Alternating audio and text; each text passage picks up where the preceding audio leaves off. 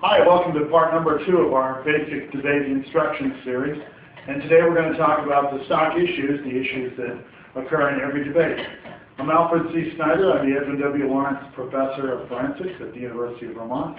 And I'm joined for this discussion by Justin Parmet, a debate coach at UVM and a faculty member at the World Debate Institute and a graduate of our debate program. And your senior year, you were top speaker at the East Regional Championship. It was just luck, though, right? Yeah, pretty much. Just luck. Well, we want to talk about some arguments that will come up in just about every debate and vocabulary terms that will arise in every debate and some basic building blocks for what happens. And it's fortunate that there are the same stock issues that come up over and over again, because that makes it possible for you as a new debater to learn several basic concepts and then use those concepts right away in your debate. One of the things that we should say, though, is that none of this is written in stone. Most things can be debated about. You can debate about the things that happen in a debate. But these are good starting points, and I would say in the vast majority of debates, these are the kind of things that are going to happen. But remember, you can make arguments about just about anything you want, because after all, it is a debate. One of the things about the debate is that we have a resolution. Yes, and the resolution is also known sometimes as the topic, and that basically is just what you debate about. And that is what everyone will debate about. The resolution is different each year, and it is the same resolution for the entire year. And because this is policy debate, it is a policy-based resolution, and it says, usually saying that the United States federal government should take some type of action. And whenever you have a debate, anyone wants to know what will be debated about and who will be debating. And of course, you'll be debating, but the topic is what the debate is supposed to be about. And the affirmative is in favor of the topic, they support it, and the negative usually opposes it. Yep. And so that's the contest of ideas that takes place. So the resolution is the grounding for the debate. Let's talk about the affirmative and what they do in the debate. Generally, what the affirmative does is they present their case for the resolution. The first affirmative constructive speech is almost always a scripted, prepared speech.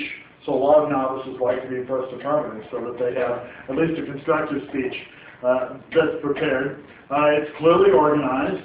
It's organized in a number of logical steps, and each of the logical steps usually conforms with one of the basic issues that the affirmative will have to deal with, the stock issues. Let's start with what's really the focus of policy debate, and it's something the affirmative has to have, and that's their plan. The topic, as Justin just mentioned, says that the federal government should adopt some specific policy, let's say an education reform, or a medical care reform, or a discrimination reform, and the topic itself is fairly general. What the affirmative needs to present in the first affirmative speech is their plan. And their plan is their specific proposal for what should happen. Generally, they try to mention in their plan who's going to do it, usually the federal government, what's going to be done, how it's going to be done, how it's going to be paid for, administered, and enforced. So really the plan is the focus of policy debate. And while the plan may not be the first thing that the affirmative presents, it's really the critical thing that they present, and it's what the affirmative is stuck with throughout the debate, their plan. What are some other things that the affirmative is likely to say? Well, the one MC speaks for 8 minutes, and obviously they can't speak for 8 minutes about the plan, so there's other things that must go along with that. The first one would be solvency or workability. The affirmative usually would read some kind of evidence that states that their plan would be able to solve the problem that they are laying out, which brings me to the next thing, which would be inherency, which inherency is the problem that persists, the reason that there is an inherent problem in the status quo. And that is something that the affirmative must also bring out in the 1AC.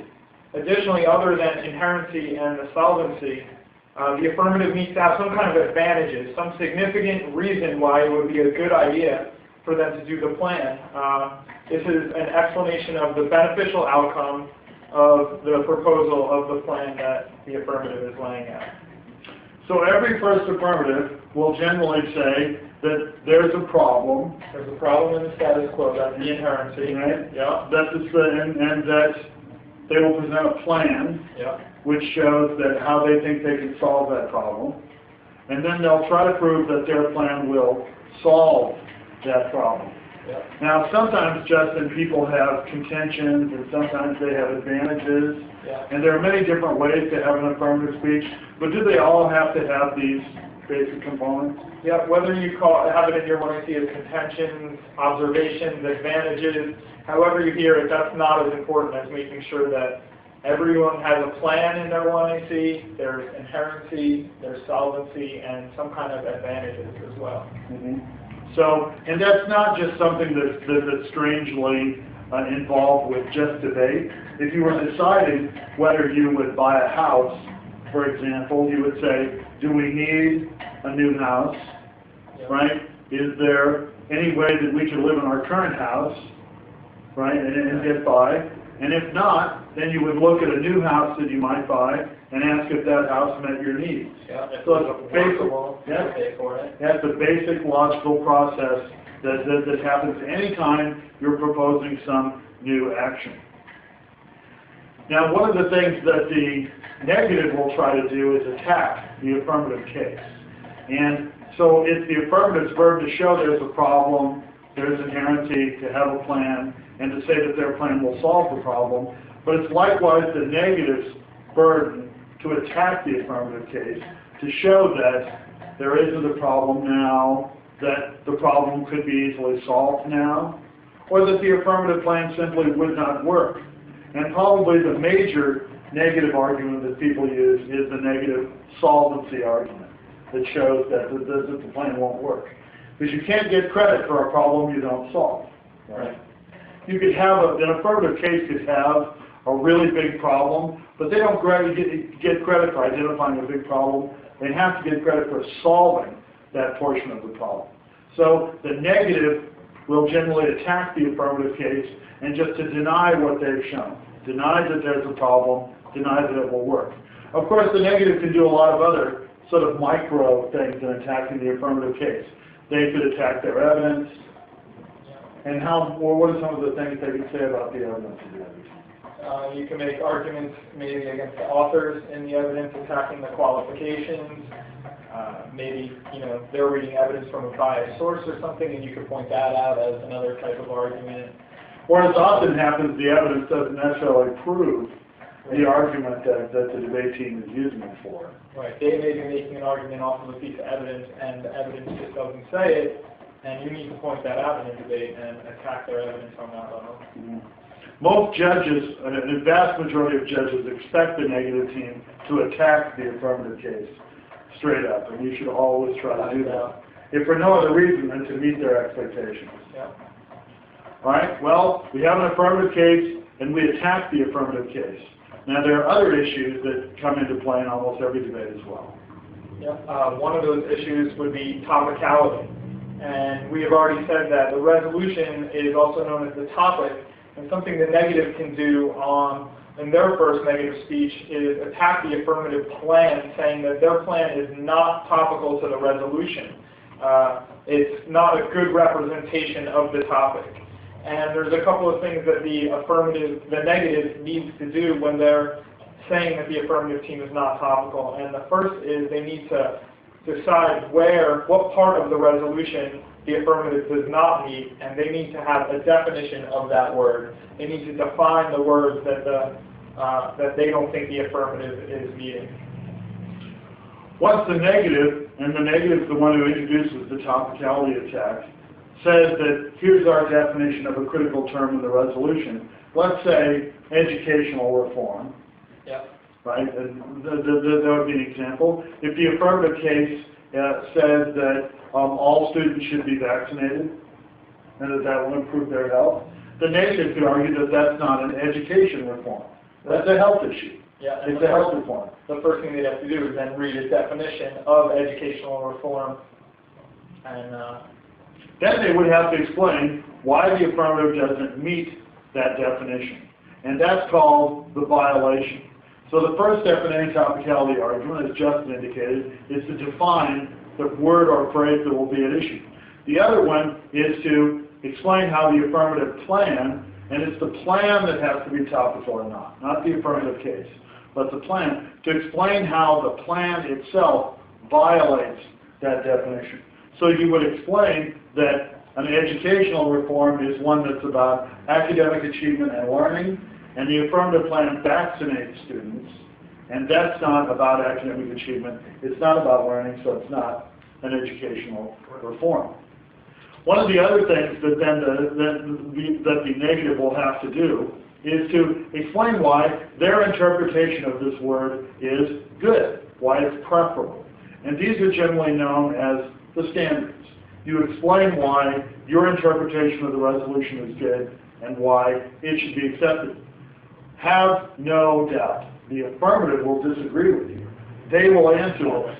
They'll have some reason why vaccinating people is an education reform. And so what the negative has to do is explain why their interpretation of the resolution is better than the other teams.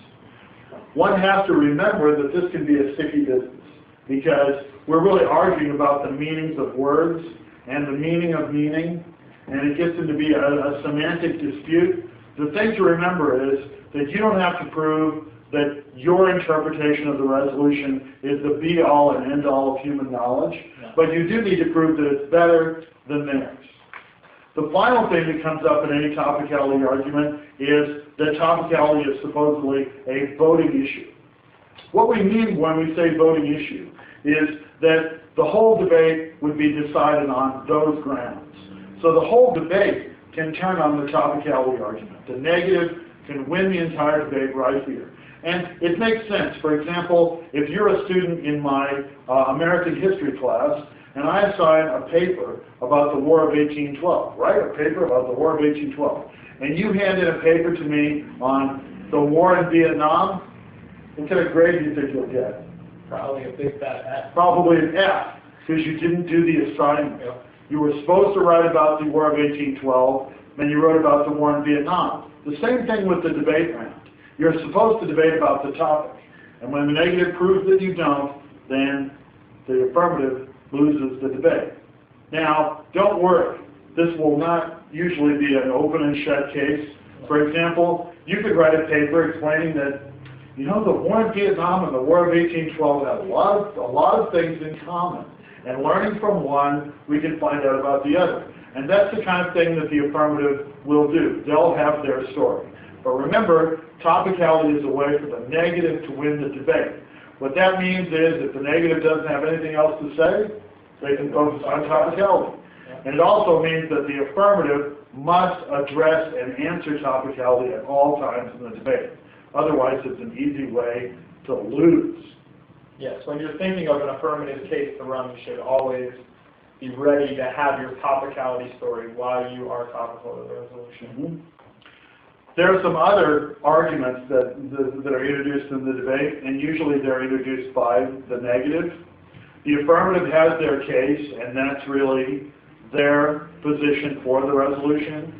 And the negative can argue against the affirmative case, but usually the negative brings in other issues to attempt to win the debate. And these other issues are really pretty critical for the negative strategically. Yes, these are where the negative can provide most of their offense in the debate and really say to the affirmative, this is why you will lose the round. Mm-hmm. And I think that Justin uses a word that's very important, and that's the word offense. If you think about offense and defense in sports, it's kind of the same. If you're the affirmative, your affirmative case is your offense. You're saying, this is why you should vote for me. Yeah. The negative reacts defensively against the affirmative case. Oh no, don't do that. It might not solve that. It might not solve, it's not really a problem. And then it's really hard for the negative to win the debate without offense. So the arguments we're going to talk about now are the arguments that provide offensive positions for the negative. And the first one, and the most common form of negative offensive attack, is an argument called the disadvantage. Now, the disadvantage is an argument that says that if we adopt the affirmative plan, some bad thing will happen. It's a reason not to adopt the affirmative plan. It's not just any random argument about a bad thing could happen. It's an argument that says that if we have the affirmative plan, something bad would happen. Usually a disadvantage is a chain of reasoning that says, well, if we adopt the affirmative plan, then something else will happen, then something else will happen, and that will lead to a very bad effect. And there are as many ways of constructing disadvantages and types of disadvantages as there are ideas in the minds of human beings. But a lot of them share some real basic components. You are telling a story with your disadvantage. The story you're telling is, if we adopt the affirmative plan, the future will be a terrible and nasty place. But usually, that disadvantage has several basic components to it. Yep. Every disadvantage, one of the first critical things that they have are what we call links. And a link is simply just what connects the plan to the disadvantage. If you're going to get up there and say that if you enact a plan, something very bad will happen, the link is what explains how your plan actually causes the bad thing to happen. The next important thing that we have is an impact. And every disadvantage should have an impact, and impact simply just means the bad thing that happens as an effect of your plan. And usually that impact has something to do with war, or people dying, or environmental destruction, or economic collapse, something really that we all think of as being very bad. And it's important that you not assume that the judge thinks that something is bad. Like, the impact of the disadvantage is not, it will hurt the economy. No, there needs to be a reason why hurting the economy is a bad thing. There needs to be reasoning behind any kind of assertion that you get. And other than the links and the impacts, we have what are called internal links. And as Tuna explained, that's just a chain of reasoning that gets you from the link to the impact. So we might say, for example, that if the affirmative team adopted an educational policy that said that all teachers have to participate in security searches of students, and that will make for safer schools. So the plan says all teachers will have to also become internal police in the school. You could have a disadvantage that says that the teachers would backlash, and you might say the link is you make teachers search their students. The internal link would be the teachers will be really upset about that. They won't want to. And what will happen is they could, since they're almost always unionized, you could have a teacher strike, saying we as teachers are unwilling to be the police of the school. And the impact of a teacher strike could be no education whatsoever, and then stifling the educational system. So a disadvantage is a story about the future, and the future will be bad if we adopt the affirmative plan. And remember, you have to have a link, you have to have an impact, and at some point, you have to have the internal links that put those together. Likewise, if you're the affirmative and you're answering a disadvantage against you, like any chain of reasoning, you can pick the weakest link and break that. Maybe it doesn't link to the plan, maybe the impact is not true, maybe teachers want to be the police of the school, who knows. But in any case, a disadvantage is a story, and you have to sell it. The way the disadvantage operates in the debate is, if the affirmative plan is a good idea, and if the affirmative can show that somehow it's a good idea, the disadvantage can be weighed against the affirmative. So it's a reason why you would reject the affirmative, thus it's an offensive argument. What's another form of offensive argument that the negative can use? Another offensive argument, which is a little different, is something we call in debate the critique. And the critique is a negative argument that challenges the fundamental assumptions behind the affirmative plan. This is a little bit different from the disadvantage. This is not just saying that your plan will cause something bad to happen. It's saying that the assumptions that you come into the rounds with in just presenting your 1AC is too much. We're not willing to assume that all of these things are okay. And so we are going to critique the fundamental assumptions behind your plan. And it makes sense that if someone comes to you with a proposal and you say the fundamental assumptions behind that proposal are either incorrect or evil, that you would reject the plan. You would say it's not a good idea. Right. For example, you might have someone who has a problem. They need a liver transplant. And all of a sudden, here's a plan that says we can get you the livers you need for that liver transplant.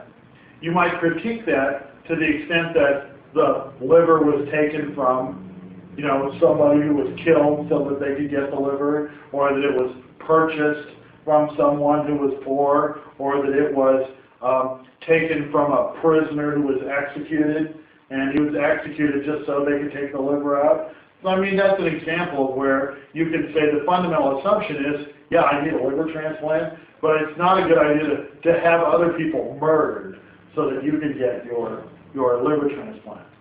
There are different kinds of critiques, and one of the, perhaps the most popular is what's called the framework critique. The framework within which the affirmative operates is incorrect or evil, so it should be rejected. For example, the affirmative may claim that they make schools a better place and that school is wonderful. You might critique that by saying that the institution of schooling is counterproductive. The institution of schooling is evil because it's brainwashing, it's thought controlling, it emphasizes control and obedience. So you could critique their fundamental assumption. Their framework is school good.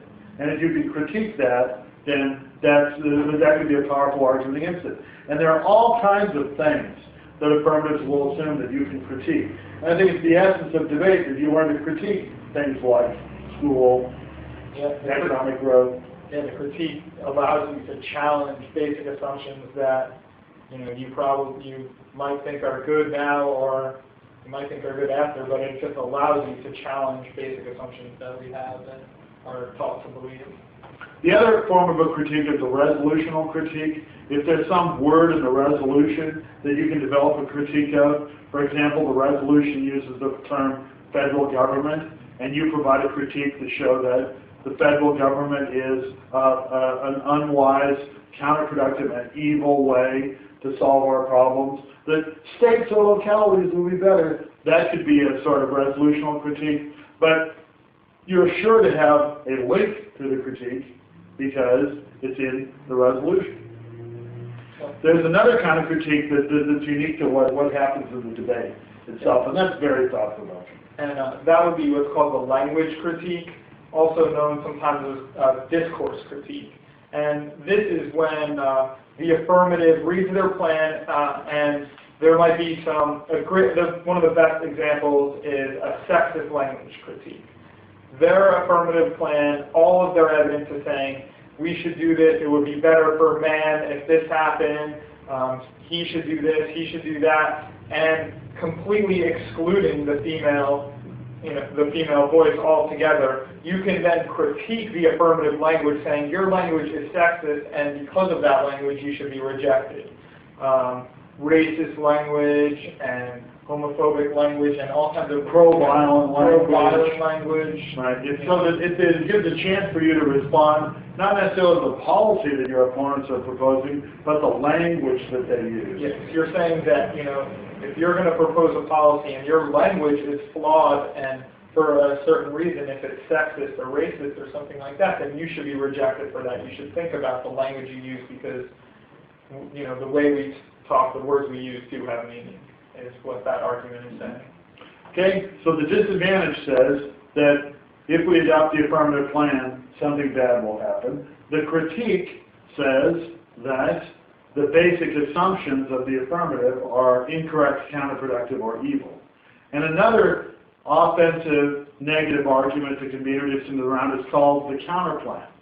Now the affirmative has their plan, and the negative could also offer their counterplan. Now traditionally, what the negative does is they support what's called the status quo, or what we have now. So it's traditionally assumed that that's what the negative supports. But sometimes the negative doesn't want to do that, because sometimes the status quo is not a good idea. And so instead of just saying, oh, you're right, the status quo stinks, you're able to say, well, we agree that there's a problem, but it would be better to adopt our plan instead of yours, our counter plan. Right, and the counter plan is also another offensive argument for the negative to run. Most of the time, your counter plan, you want to try and make it non-topical to the resolution, but topical counter plans are okay. The most important thing about a counter plan is that it must be competitive to the plan. Now, for it to be competitive, that simply means that there needs to be a reason either why the counter plan is better or why the counter plan and the plan cannot happen at the same time. And usually a reason why the counter plan is better is because you'll read some kind of disadvantage or some reason why the plan is a bad idea. And the counter plan will solve for the case, but it won't solve without linking to the disadvantage or whatever other argument you have against the affirmative plan.